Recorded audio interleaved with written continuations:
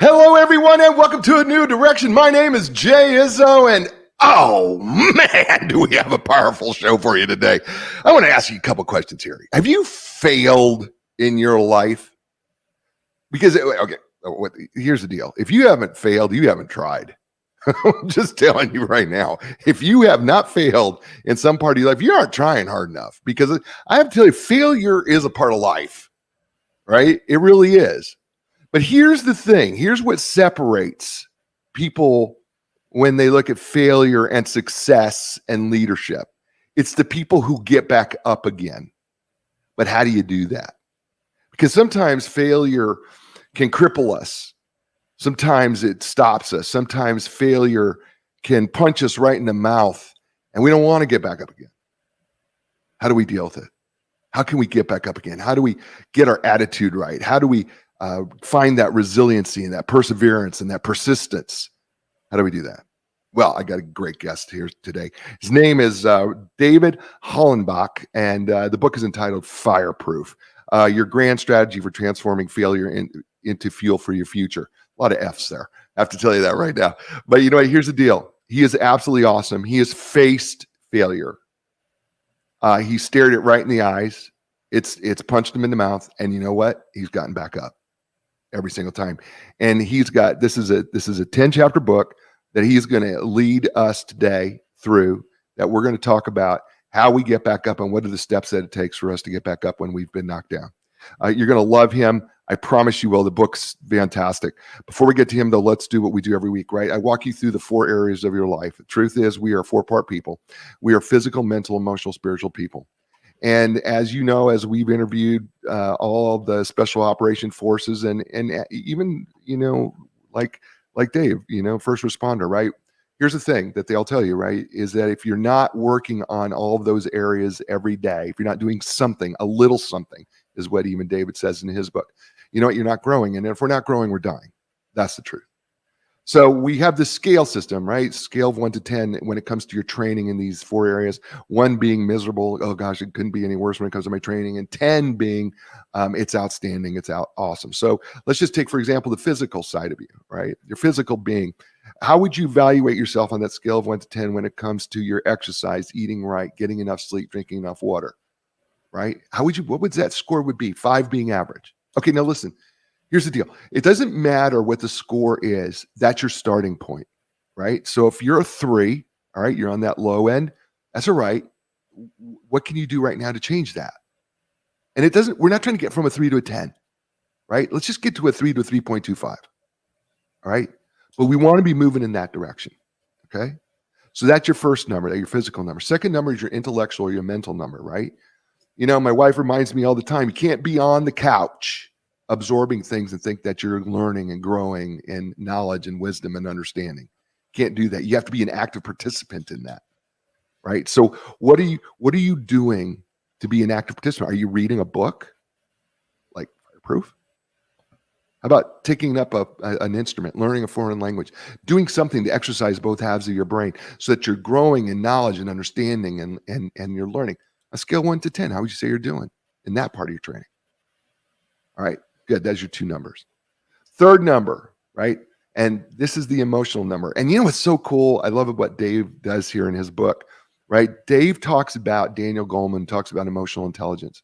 And the truth of the matter is, if I can break down Dr. Goleman's research into 2 very simple ways when you should look at yourself emotional training, it's this. 1, how well are you able to control your emotions under stress and pressure?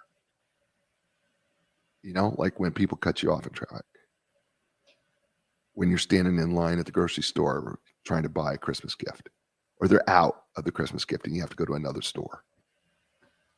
That's the first part of it. The second part of it is, the emotion, your emotional self.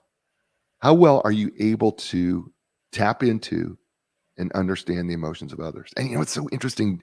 Dave talks about this in Fireproof too, because he talks about that the truth of the matter is you got to just shut up and listen sometimes, and you got to be empathetic. And by the way, you can't be so anxious to say the next thing, right? It can't be so urgent. He uses the word urgency, that you know how you get in a conversation and you just feel like it's urgent that you got to say the next thing, right? No. You got to stop and truly listen.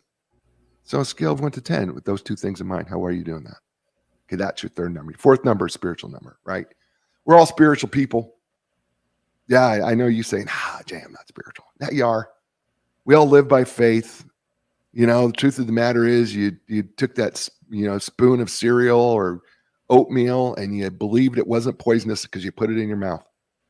Truth is you put your key in your car and you turned it forward believing that it was going to turn on. The truth of the matter is when things go south, you run to something that you believe is going to make it better. Right? Sometimes it's God, sometimes it's not good things. Right? It could be alcohol, it could be something else that you run to that you think is going to make it better, but sometimes it's nature, sometimes it's meditation. The question is, how is it working for you? And then what do you need to do to change if it's not?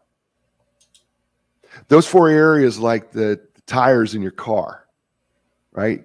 If the air in your tires in your car are not at the right height and the right level, what happens? The car veers one way to the other, gets off course. Worse yet, it starts to ruin the car because it's not running efficiently and effectively as it should. So we want our tires to be at the right height and we want them up even, right? And speaking of someone who's got his tires the right height, and even his name is David R. Hollenbach III. He is retired battalion chief and is also a veteran of the United States Navy, and he holds a master's degree in public administration from Barry University. He is an international best-selling author, professional speaker, and a fellow member, I should say, of the National Speakers Association. He's also John Maxwell certified speaker, coach, and teacher. He owns and operates David Hollenbach Consulting and hosts a popular podcast that I think he's going to invite me on called From Embers to Excellence. See, that was a little cheap plug. He joins us today with his latest book, Fireproof, Your Grand Strategy for Transforming Failure into Fuel for Your Future. Ladies and gentlemen, please welcome to the show, and welcome for the first time on A New Direction, David Hollenbach. Welcome, Dave. Man, thank you so much. That was an incredible introduction. Yeah, man, gave me chills listening to you. Oh, thanks, man. I appreciate that. This book is your story, but really it's a book of steps because you've gone through it. Yeah. Let's be honest. You've messed up, right? And you've put it all out here for everybody. You've put it out here that I've messed it up a few times, and I'm still here, and I'm still fighting. And I think that's what people need to hear. Today's message is that, just because you, I think that's your messages, right? Just because you failed doesn't mean that it's over, right? Right.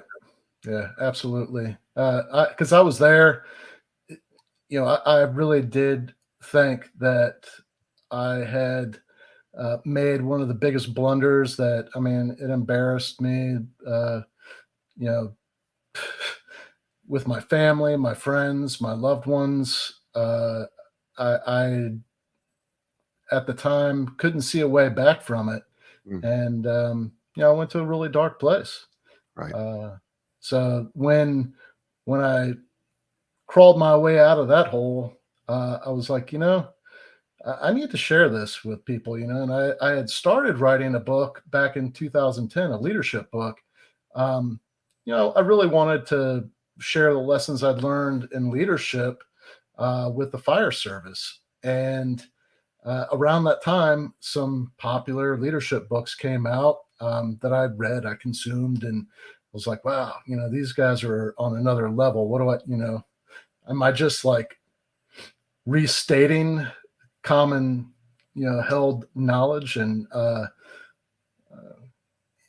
one thing that I wanted to do when I really started finishing this book after I crawled out of that hole was share the lessons I learned through my failures and not try and pretend like I had it all put together and that I was like some perfect leader, because, I feel like you hear a lot about that being authentic stuff. Yeah. Authenticity is so important, and it's true. But it's when the people that you're leading can relate to you, Right. And everybody screws up. Yeah. I love that word authenticity. I know that we overuse it, but the truth of the matter is, I don't think we can be any more authentic when we show people our dark side. Yeah. You know, I mean, because you're right. That's what people relate to. People cannot relate to perfection, you know, ever. Right. I mean, and I think that's the beauty of the book. I think one of the beauties of this book is that you don't hide it from us here. You give us the dark and dirty, you know, and it's not always pretty. Yeah. Right. So I want to dig in. So I thought we would dig in and we would help people who are stuck. Maybe they feel like they're a failure. Maybe they feel like they can't make it. And I thought maybe we would start working through some of these steps. You ready to go through it? I'll walk us through this, and I thought we'd do that. So chapter 1 is entitled "How do you define yourself?" And I love these chapters because they're mostly questions, right? And these are great questions that you have to ask yourself. So when you ask people, "How do you define yourself?" What is it that you're wanting people to start thinking about?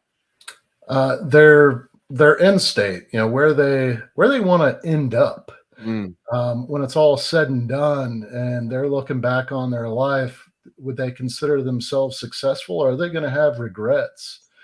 You know, when you look back on your mistakes, it's not whether or not you made them, but like you mentioned earlier, you know, did you get back up? Did you keep pushing? You know, did you explore what you're really made of, or did you just give up and say, well, you know, I guess this path isn't for me. And that's, we all go through that. We all question whether or not we're doing the right thing. And I think we just got to really dig deep and find out what our purpose is, and you know, what is it that we're striving for, and what is our motivation for driving forward? What's that motivation that you know drives us to get back up off the ground when we do crash and burn? You have, in this chapter, you have a couple subheadings that really caught my eye. One of the ones that really caught my eye was something you said here. You said you need to define yourself or someone else will. Talk about that. Well, you know, early on in my career, I messed up. You know, I went out partying when I had a little break. I was going to school to become a paramedic, and you know, school had got out for winter break, and I had a few days off between shifts, and went down South Florida. Spent some time with family and friends, and found myself, you know, following around this beautiful redhead this one particular night, and had a little bit too much to drink, and ended up speeding when I should have been walking. And I got pulled over and arrested for DUI. And, you know, one thing led to another, and I my employment with the department was terminated. And was a very humbling experience. I ended up getting my job back and going back to the same department. And my reputation was crap. You know, people,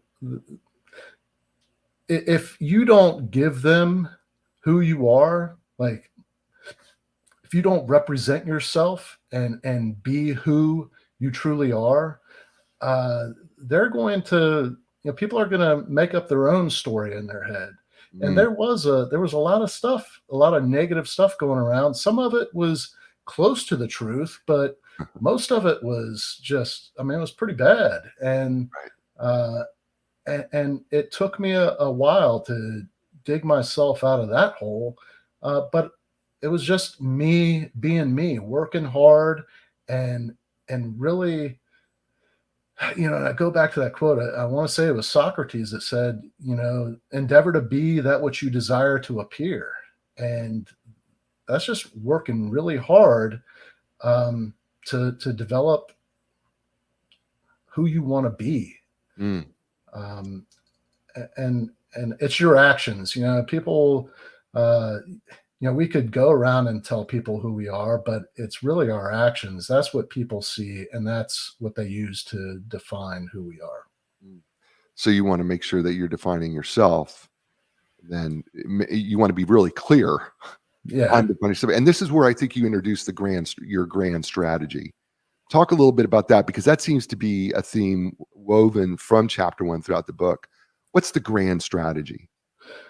Well, I came upon this, I'm a student of leadership, and I've dug pretty deep into the different leadership programs within the United States military.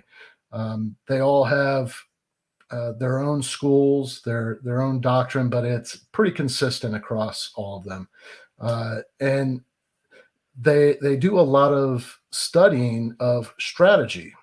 And they look back at these old texts, the history of the Peloponnesian War, The Prince by Machiavelli, On War by Clausewitz, The Art of War by Sun Tzu. And these are all books on strategy. And I came across, when I was reading these books and just really trying to develop myself as a leader, all of those, they're all looking at the big picture, the long game, and I happened upon this program that some professors at Yale had developed, and it was designed for our country's leaders, whether it be military, government, large corporations that shape our world.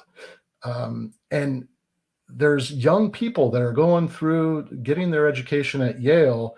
They're graduating, they're getting put into these positions of leadership, but really don't have a solid foundation on how to lead when, looking at the long game. So they put together this program, studying the writings of past leaders, past governments, looking at the context, and being able to develop critical thinkers based on the information provided. Are there any examples in the past where people have either screwed up in similar situations, and how did they come back from that? Or, steps they took to lead their country or their teams to success. And at the core, you have to know what you stand for. And I was reading, really, there's like 3 main books. 2 of them were written by two of the founding professors, and one was written by a woman who sat in on the course over several years, and just really wrote. I mean, her book is better than the professors that designed the program. but reading these texts, I was like, man, this is so applicable to our lives. To be able to look at the history of some great leaders, and when you look through history, all of the great leaders that you can read about, they all made some pretty big mistakes in their lives. Right. It's what they did with that experience that really defined them. And I say that when we're designing our own grand strategy for our life, it's a process, but it starts with knowing who you are and what your purpose is, and where you want to be in the end. Love that. His name is David Hollenbach, and the book is entitled Fireproof. You're listening to him here on A New Direction. Hey, folks, listen, Epic Physical Therapy, my physical therapist. I think they should be your physical therapist too. Listen, if you're having difficulty performing everyday activities, or maybe you're a professional athlete or wannabe athlete and you just want to move and be better, the elite team at Epic Physical Therapy can customize a treatment plan just for you. So when you're ready for your epic relief, your epic recovery, your epic results, go to epicpt.com. That's EPICPT.com. And Linda Craft Team Realtors. Listen, you know what? For over 37 years, they've been helping people make a transition. They don't just sell houses. or help people buy houses. What they help people do is they make a transition in life. Think about it. Every place that you've ever lived in your life has been a life transition. And that's what they want to help you do. And they've been doing that successfully with thousands of people for over 37 years. So when you're ready for your next transition, whether you're selling or buying, start with Linda Craft Team Realtors. That's lindacraft.com. That's LINDACRAFT.com. And we're back here on A New Direction with Dave Hollenbach and his book, Fireproof. We're just getting started here. We just started talking about chapter 1, and we're about to get into chapter 2. Chapter 2 is entitled, Where Are You Going? And by the way, I want to let everybody know that in this book, Fireproof, that at the end of each chapter, Dave has an action step. And so he has you write down. So, matter of fact, there's a place where you can write down things that he has you do. So if you are late to joining us chapter 1, which was entitled How Do You Define Yourself? The step that he has you do in chapter 1 is we'll determine your end state and start with how you want to finish and then work your way back. And then in chapter 2, which is entitled Where Are You Going? Dave has you write down your goals and the time frames that you do that. So Dave, talk about where are you going? What do you want people to You have this thing called Who Am I, which sounds like, kind of weird, but you do. But I get what you're saying here. You said that the grand strategy process begins with a much better question: who do I need to be? Talk about that. Who am I? Who do I need to be, and where am I going? Well, that comes from, when I left the fire service in 2019, I went through this identity crisis. I had spent, my adult life in the fire service.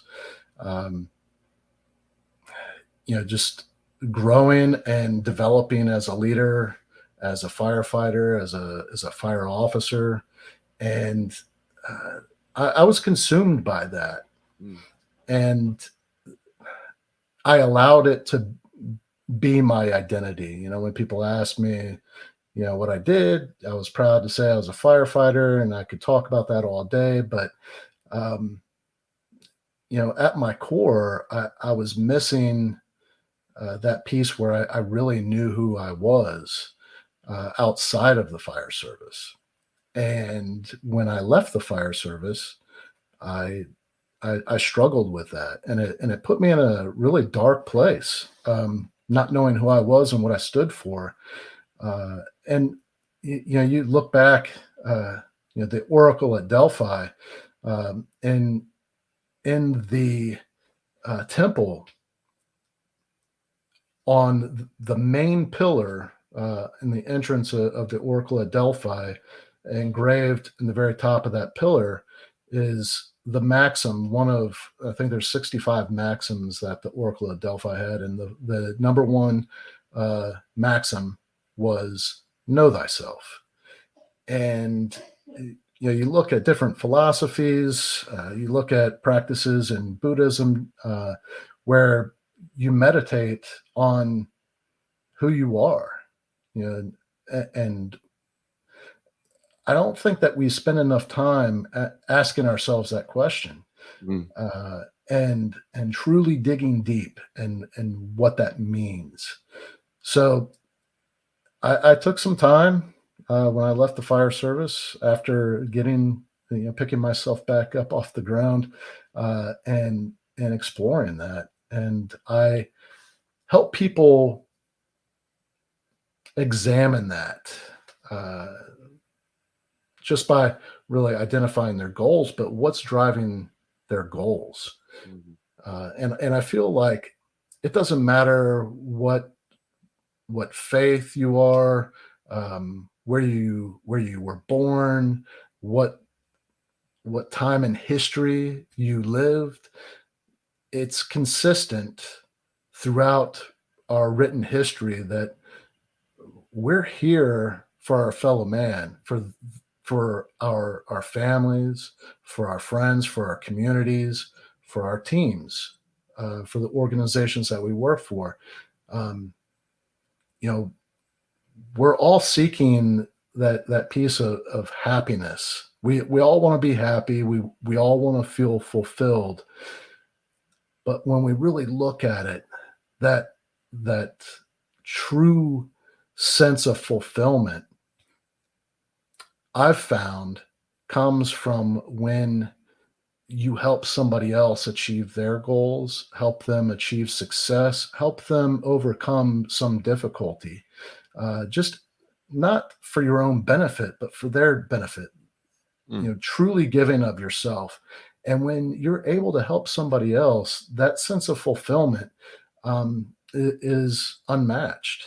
And so I think that really is at the center of everything, what our purpose is. It's how we can figure out how to help others. You talk in this chapter about humility as being an important step. And you talk about that humility allows you to let down your guard and connect to people through your shared humility, where you encourage each other and say, we're all in this together. But then you say, on the other hand, when people feel like they're a total loser, it stifles your ability to lead and destroys your influence. Talk about that, the difference between humility, being humble, but then crossing the line to being feeling like you're a loser. Well, I have this saying, I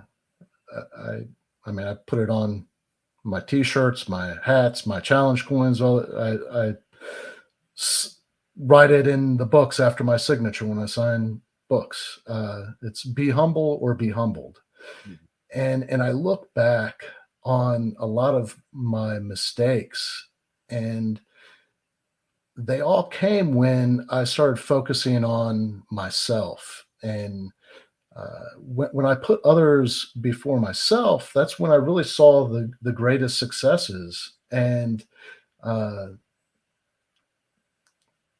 earned the esteem of my peers and the people that I led and the people that I followed. It was when I put others ahead of myself, and I humbled myself in the sense that I knew that it wasn't about me.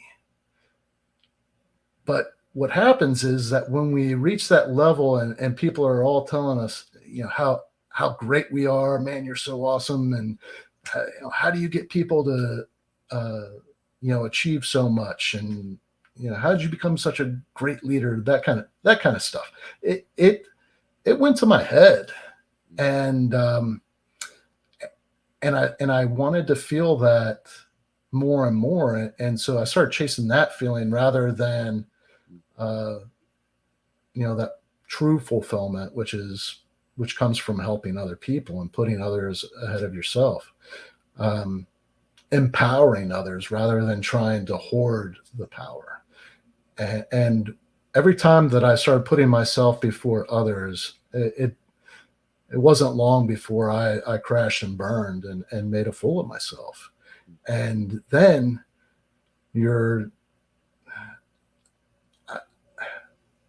I would always go through this phase of feeling sorry for myself, look like, man, I made all these stupid mistakes. And when you forget the value that you bring to the table, that's when you don't reach out and try and help other people. You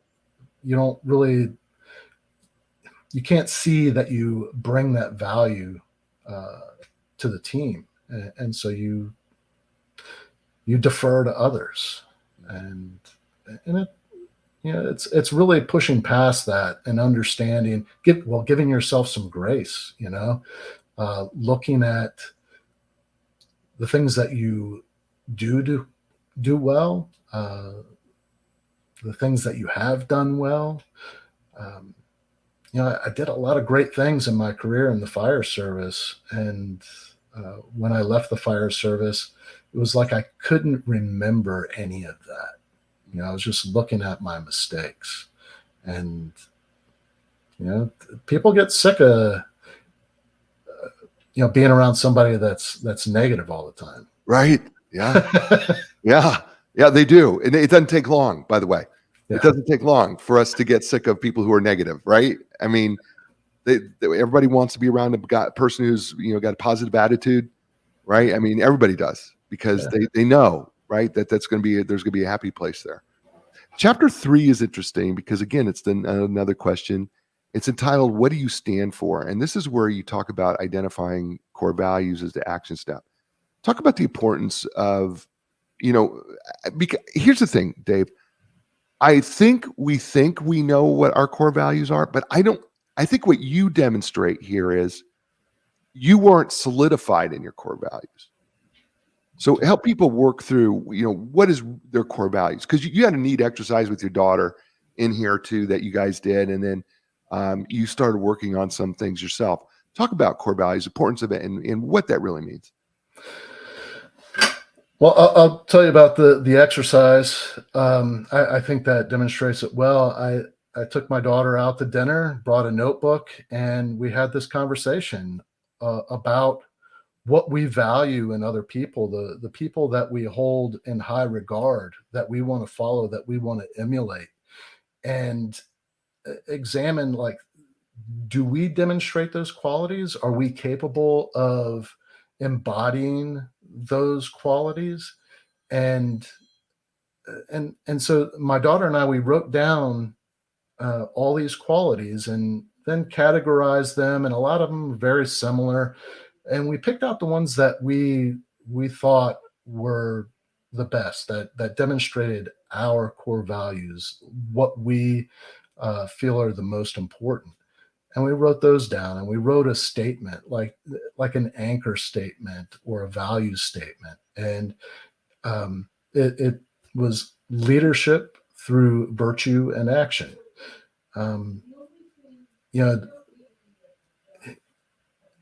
It's all in your action. You can talk all you want, but unless you're demonstrating that with your actions, you're helping people for the right reasons. Unless you're actually living that, it's hard to say that those are your values. But if you don't define your values, how do you know that you're living up to them? Right. So that's really where I went with that, is defining it so that you're clear on what you value in other people, and what you want people to value in you, what you want people to see when they look at you. You introduce us in this chapter to Stoicism, and having taken philosophy classes before, I have a little bit of a brief understanding of Stoicism, but I thought it was interesting that you became a real fan of it, because you could see it throughout the entire book that you really enjoy Stoicism.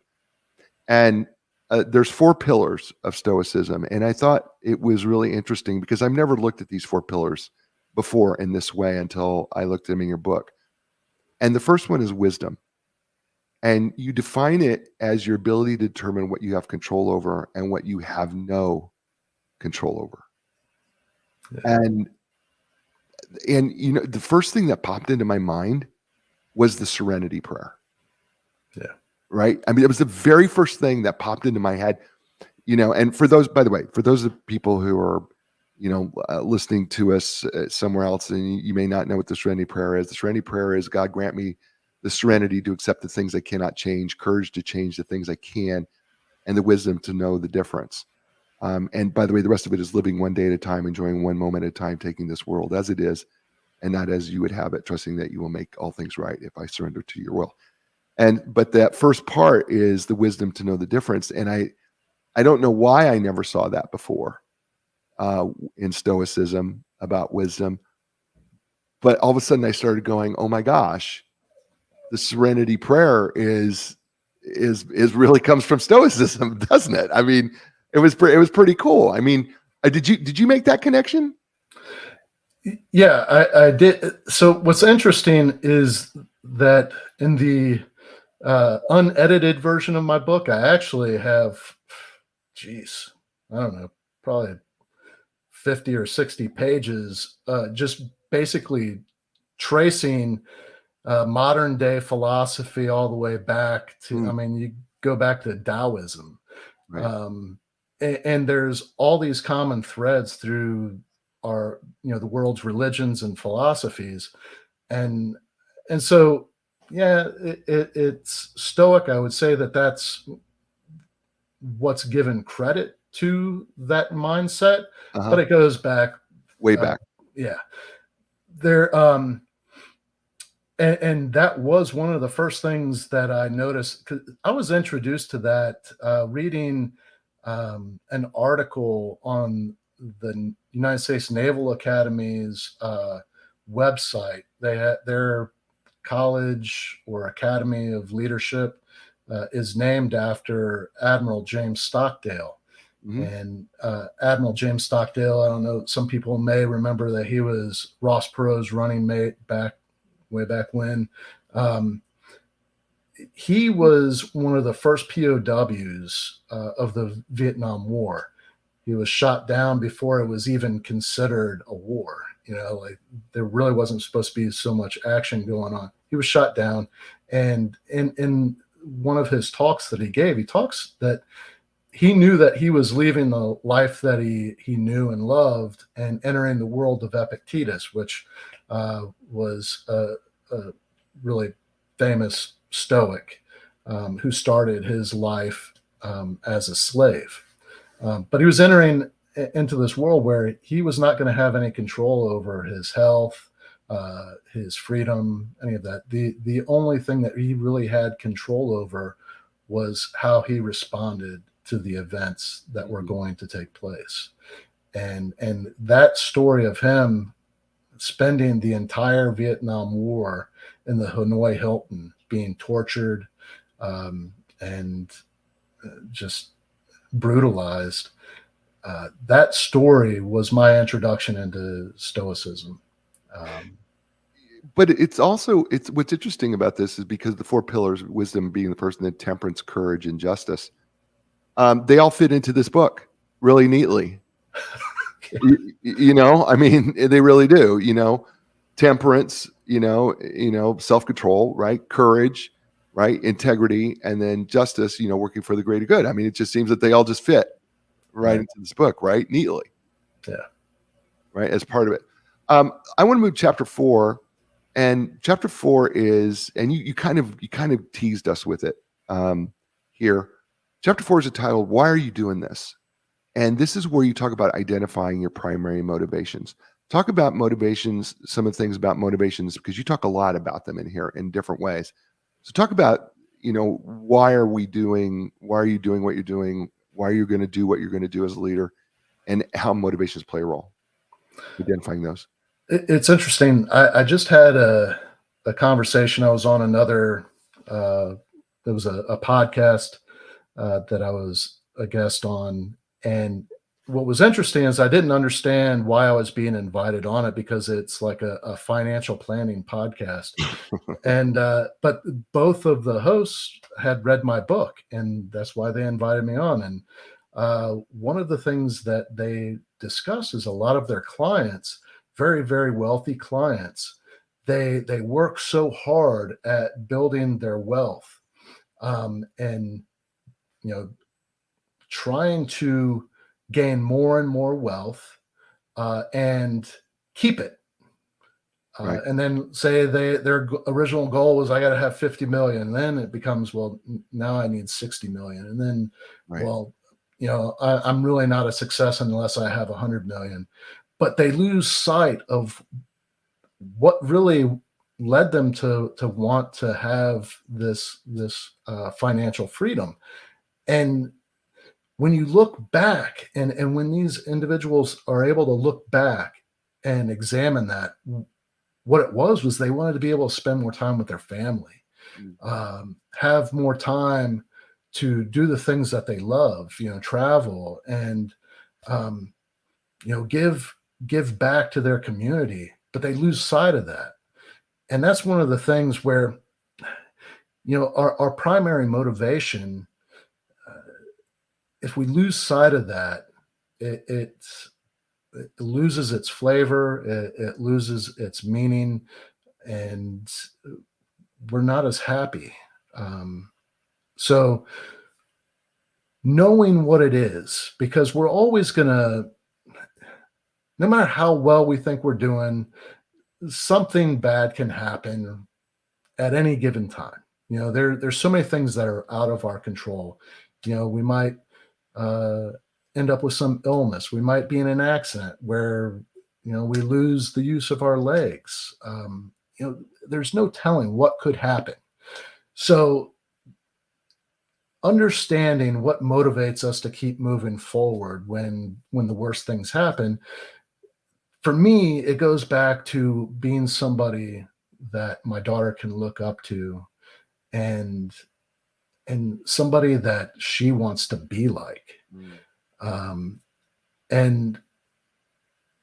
for me, that means that I need to walk the walk.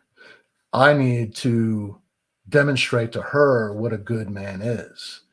And on a daily basis, am I doing that? Examining that. And I talk about journaling to really identify like my goals for the day. Journaling at the end of the day to kind of balance the ledger, because we might set our goals for the day and never achieve any of them in that 24-hour period. Are we going to beat ourselves up for it, or are we going to look back and say, what are the lessons that I learned from this day? So at the core, what is motivating us to get up when we crash? When the worst happens? Is it to be an example for one of our children? Is it to be a better spouse? Is it to be a better friend, a better member of the community? Right. You got to figure out your own motivations. The book is entitled Fireproof, Your Grand Strategy for Transforming Failure into Fuel for Your Future. I got to tell you, it's just a lot of F's, man. You're listening to Dave Hollenbach here on A New Direction. Folks, Epic Physical Therapy. Listen, you know what? I got to tell you, they have the most advanced top-of-line equipment, including the Ultra G anti-gravity treadmill, the Nomatech compression sleeves, the Game Ready, which is my favorite, ice and compression. They're trained and certified in the most comprehensive cutting-edge treatments available, like blood flow restriction therapy, dry needling, cupping. It's just a few. Look, when you're ready for your epic relief, your epic recovery, your epic results, it's physical therapy, and it's epic. It's epicpt.com. That's EPICPT.com. And Linda Craft Team Realtors, you know what? For 37 years plus, they have helped people all over the world. They just recently had their Thanksgiving day. Prior to Thanksgiving, they did their pie day. They gave out around 700 pies to past customers. And I was fortunate enough to meet one of Linda's first early customers from 1986. She was 89 years old, still living in the same house today. And she still comes and picks up her pie. And through all the life transitions that she's had, she still comes by. And it said something to me about Linda Craft and the team, and that Linda Craft team. And that is, you know what? When people are coming back 37 years later, just to say hello and grab a pumpkin or apple pie, it says something about the person. And so listen, when you're ready to sell or buy your home, start with the people who help you in your transition. Start with Linda Craft Team Realtors. It's lindacraft.com. It's LINDACRAFT.com. And we're back here on A New Direction with my friend Dave Hollenbach. Hope you're having a good time with the show. Dave, I hope you're enjoying it. I'm certainly enjoying it, getting to take this ride with you. How you doing over there? I'm doing well. Okay. Yeah, this is great. Great conversation. I don't know that I've done such a deep dive on my book. Well, yeah, I get that. I get that frequently. That going. I actually had somebody on the show once, and he was a pretty well-known financial guy, and he was on the show, and we were doing this with the book, and he said to me, Jay, he said, clearly you know my book better than me. What did I say? And I said, here's what you said. And we went through it. So I try to make it easy. But yeah, well, it's because the book is powerful. I mean, that's the thing, when I read these books from cover to cover, I'm looking for those things that are powerful, and the book's powerful. I mean, and yes, your story is woven in the pages of this book. But more than that, it's the lessons that you teach throughout the book that are powerful, because it's those things that are real helpful to all of us everywhere, regardless of where in the world. Then that's what makes a difference. And so, like, one of the things in chapter 5, we'll move to chapter 5, which is entitled "What's in Your Way." And the very first thing you said, is, okay, we got to get clear out the obstacles, but one of the very things that gets in our way is our own thinking. Yeah. Right? Talk about how our own thinking gets in the way. Yeah, it's really interesting. I'm as guilty of this as anybody. I still do it, and when I catch myself, I'm like, "Dang it!" Yeah, and I got to take some time. It's the negative self-talk. Right. When we mess up, or maybe we're doubting ourselves that we have set these goals and maybe things aren't playing out exactly the way that we thought they would. And so we start doubting, like, well, did I ever really want to achieve this goal? And like, do I have what it takes? And if we can take the time and this is in psychology, sociology, philosophy, if we can take the time to just spend with ourselves and talk nice to ourselves, it's so powerful. Just being nice to ourselves, because when you think about it, when your child or somebody that you're leading makes a mistake and you want to encourage them to be better, you're not going to beat them up for their mistake. You're going to walk them through the lesson that they learned and maybe coach them into being better. And you're not going to be a jerk to them. Right. You're going to care. You're going to show them how much you care about them. Right. Because that's what good leaders do. And Well, why don't we do that for ourselves? Right. No, it's true, because I say this to clients. I say this to clients regularly about self-talk. I'm like, would you ever talk to your best friend the way that you talk to yourself? Yeah. And then they go, well, no. And then I will follow that up with, then why aren't you your own best friend? Yeah. Right? I mean, because you wouldn't say it to your daughter. Yeah. You would never say the things you say to yourself to your daughter. So why does she get the special treatment and you don't? Yeah. Right? I mean, I think that's the thing that when it comes to self-talk. And by the way, if you're going to talk to yourself and you're going to talk, it's just as easy to talk positively about yourself than you are negatively. Yeah. Right? Yeah. Yeah. Yeah. I can't remember if I actually went into it in the book. I've talked about it in different talks that I've given, but I mean, we're hardwired to be negative, to see threats in the world around us. I mean, that's how our ancestors survived, Yeah. You see the negative in things and you're more cautious than you would be otherwise. But we're not facing those same threats today. We're not living in the jungle or, in dinosaur days. We're in modern day United States or wherever people are. Right. But it's hard, because I was working with a team of elite 16 and under hockey players.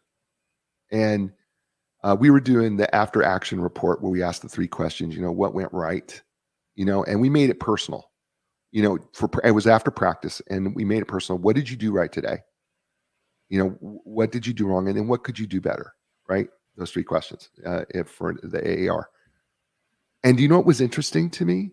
It was harder for the girls individually to come up with what they did right. But it was really easy for them to come up with what they did wrong. Yeah.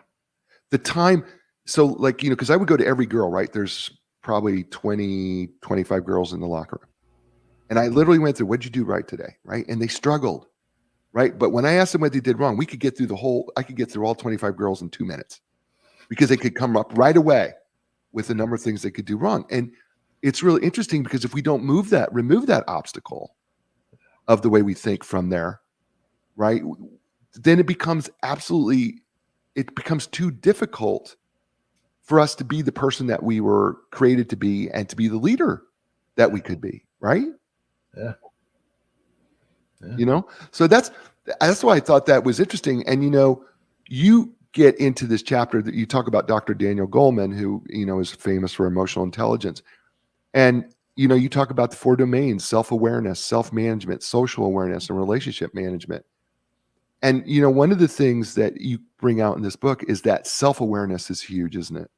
Yeah. If we're going to get anywhere past our failures. Yeah. How people are receiving the message that we're trying to convey to them. Right. How we're perceived by others, having that self-awareness. And I've found that it's more difficult for men to have that level of self-awareness. Oh yeah. Oh yeah. We because we're so into our own ego. Yeah. Right? Yeah. Our ego gets in the way of self-awareness because we think we're okay. Yeah. Right? We got some crazy story in our head that insists that, being hard-headed is just all right. Yeah. Being stupid is okay. Right? I mean, right. Tell me I'm wrong. Yeah, no. There's plenty of like, if you're going to be dumb, you better be tough. Right. Right. I mean, but it's because that's what we do. We lack that self-awareness as guys. Yeah. And then we excuse it or we rationalize it or we'll go, well, they're just being guys. Yeah. Right. That's crazy. Yeah. And it's a huge obstacle for us. Don't you think? Yeah, absolutely. Yeah. That's one of the things that has been really difficult for me, especially early on in my career. Before we go too much further, I wanted to jump back to the chapter 4. I believe it's in there. When we're, I have that little diagram, that little graphic. Oh yeah. And this is something that I used at the fire station. And this is an interesting story, and I don't recall if I put it in the book or not. But when I was a lieutenant, I was sitting in my office one morning, and it was after shift change, and the crew was in the kitchen, and I could hear them talking, and they were just being really, really negative. They were talking poorly about the offgoing shift. Oh, they didn't do this, they didn't do that. Oh, what is the chief thinking? It was just a lot of and it was all stuff. I was like, oh man, I gotta go talk to them. This is ridiculous, starting off the day with this frame of mind. And then as I was listening, I'm like, holy crap, this is all stuff that I've said around them. And I'm like, man, this is bad. I got to nip this in the bud. So I went in there. I was like, all right, shift meeting, let's sit down. And we sat down at the kitchen table, and I said, listen, we need to resolve to be better. And I want to make a deal with everybody, because we've got to hold each other accountable for this. If there's something that we want to change, if something is not the way that we want it, we need to examine whether or not we're willing to do anything about it. Is it something that we can change? And if it is something that we can change, are we willing to work hard to change it? And if not, then we just need to let it go, not allow it to consume us. And so many times we forget what we have control over. In that diagram, there's a sphere, and that's within that central sphere is all the things that we have control over. And then just outside of that are the things that we can influence. And then outside of that sphere are all the things that we have no influence and no control over. And so many times we spend our energy discussing, complaining about, just consumed with all the things that we have no control over and we have no influence over. And if we spend more time focused on what we have control over, which is how we respond to the world around us, how we respond to, the stimuli, and it's just our actions and how we view things. That's what we have control over. And through that, if we focus on that, we actually can grow that sphere of influence. And everything outside of that begins to matter less and less. So that was one of those lessons that really helped me when I would get caught up in things that really didn't matter. Yeah, that's beautiful. We've been on an hour. It went really fast, man. Yeah, it did. Yeah. Thank you for being on the show today, by the way. Stay with me, will you please? Yeah. Hey, folks, that was Dave Hollenbach. The book is entitled Fireproof. I'm going to do it one more time without flubbing my F's here. Your grand strategy for transforming failure into fuel for your future. Available Amazon, bookstores, everywhere. Just ask if they don't have it on the shelf. Folks, it's a show. I tell you this, you know what? You're in control of three things in your life: your attitude, your effort, and your resiliency. Right? I know your circumstances can be tough. I know that things are difficult, but the truth of the matter is you can control those three things specifically. Get control of your attitude, get control of your effort, and get back up again. You can do it. I know you can. I'll be back next week. It's going to be another great guest. It's going to be another great book. It means it's going to be another great show. As I say to you every week, all over the world, you had many choices. You chose us. Thank you. And ciao, everybody.